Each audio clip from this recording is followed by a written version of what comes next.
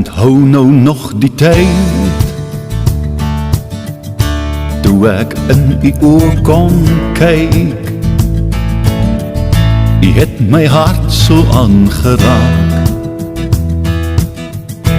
en my lewe heel gemaak. Ek was vervreemd en so verlore, in myself sig opgesluit.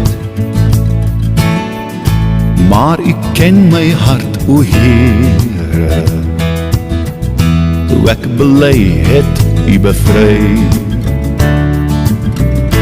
Laat die hele wêreld weet, ek het my hart aan